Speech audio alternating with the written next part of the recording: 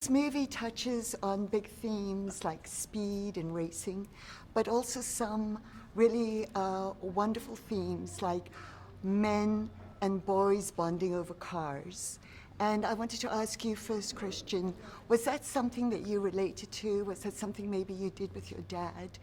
We not so much actually in racing or anything ourselves, but in watching Formula One. We loved watching Formula One together. That was always a big moment for me, very memorable part of my childhood. But certainly something that Matt and I both understand is people who bond over making films, in a similar way to the end product is the absolute best car that you can potentially have. We want to produce the absolute best movie and rely upon everybody else, to be able to be doing their best job as well, then you can have a good outcome. And so that obsession is something that I think we certainly understand in a similar way to Ken Miles and Shelby. Shelby goes into business with a friend, and the outcome is tricky. You and Ben have done so many projects together for decades.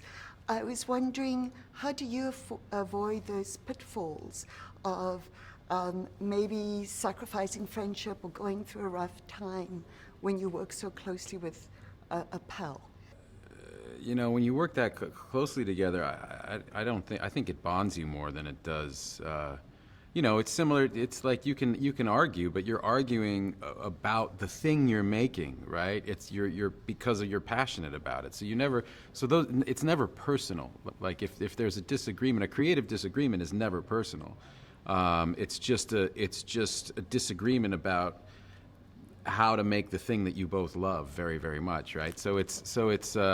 It never gets to a point where your ego is engaged at all, because the ego is the enemy of making something collaboratively with somebody else. Yeah, you're capricious when you're aiming to build something. With No, it's else, yeah, you it's can't like be thin-skinned because like you said, you both love the same thing, right, and right.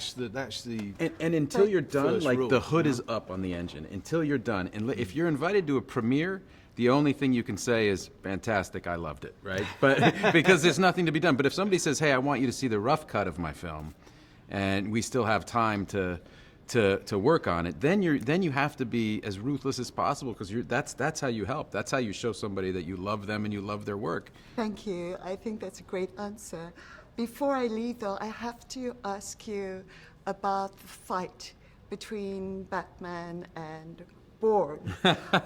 You both have a lot of experience doing fights. You hit him with the bread. Yes. How spontaneous, how much fun was that fight? Well, And like who Jason would Bourne win? always takes something and turns it into a weapon. right. And this yeah, time it's it like was a Wonder Bread. piece of Wonder Bread. Yeah, turn it into a weapon. And for you, I mean, was it spontaneous? It was. Look, we had a rough messy? amount of choreography so that the camera operator knew where roughly we were going to go, and then beyond that, it was kind of just look as pathetic as possible.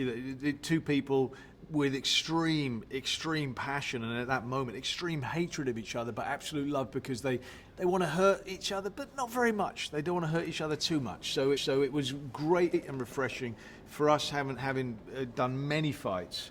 As Bourne and as Batman, where we're meant to look really capable. It was great to do a film where the goal is just to look absolutely incapable. I have to say you succeeded greatly. Thank you very much.